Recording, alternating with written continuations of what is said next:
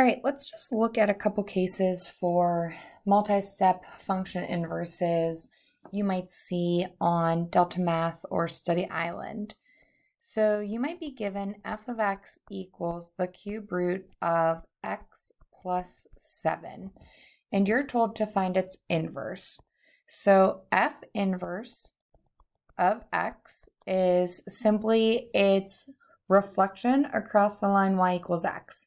So the first thing we're going to do is take our original function and replace f of x with y. So everything I have in blue represents the original. Then what we're going to do is we are going to switch our variables. The moment we switch our variables, we are now working with the inverse. Once we've switched the variables, we're going to solve for y. So what I'm going to do is to get rid of a cube root, we have to cube both sides.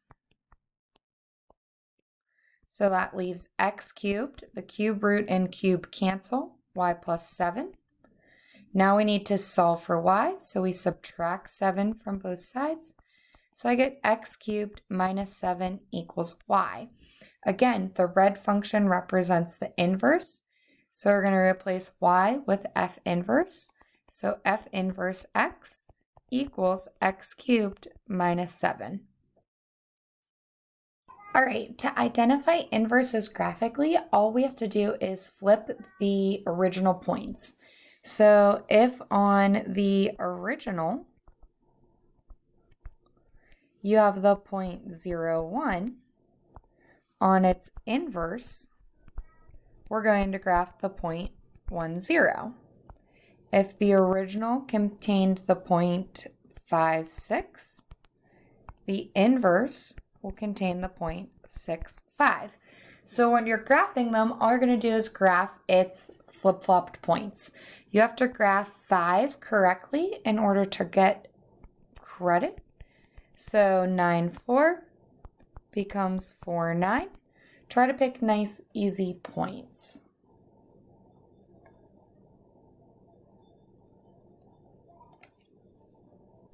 All right, so again, this is a little bit more complicated looking, but it doesn't change the process. F of x becomes y.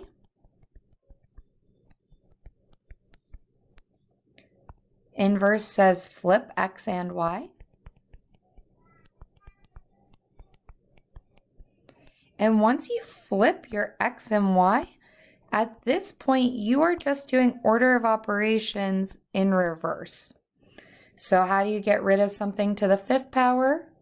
You take the 1/5 power, or the 5th root. So those cancel. So you have x to the 1/5 equals y to the 1/2 over 7. Something's being divided by 7. You multiply it by 7.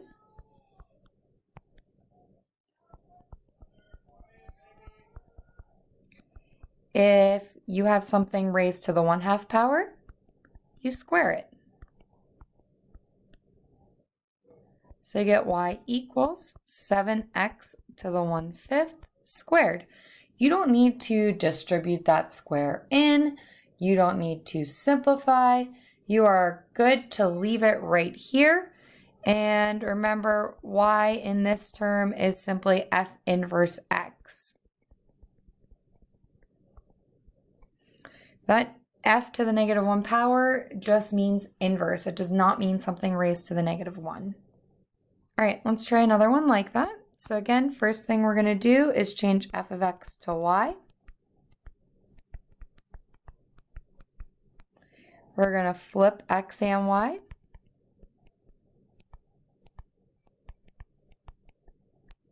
And then we're going to solve for y. How do you get rid of something cubed? You either raise it to the 1/3 power or you cube root it.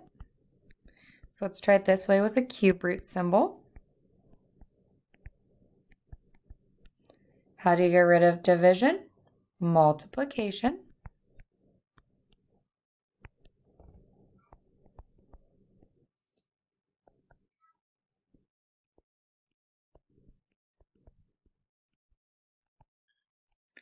The fifth root is canceled by multiplying the outsides to the fifth power. So those cancel.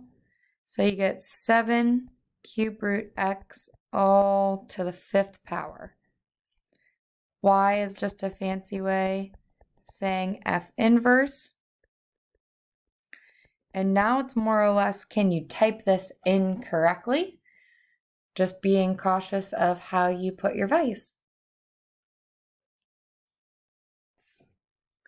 All right, so some of the problems talk about a domain.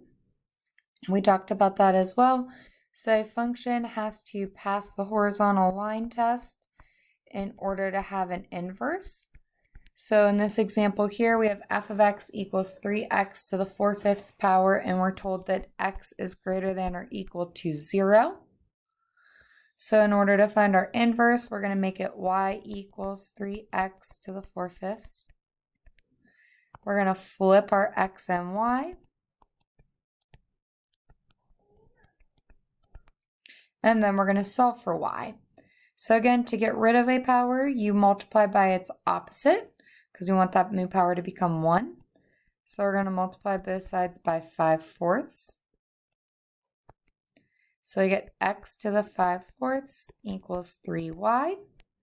We're going to get rid of the 3 via division. So I get 1/3 x to the 5/4 equals y. And then what we have to do is take into account our domain. So if the original was x greater than or equal to 0, that means on its inverse that it's y greater than or equal to 0. So if the y values have to be positive, then that means that the x values have to be positive, which is pretty simple to do. There's your domain.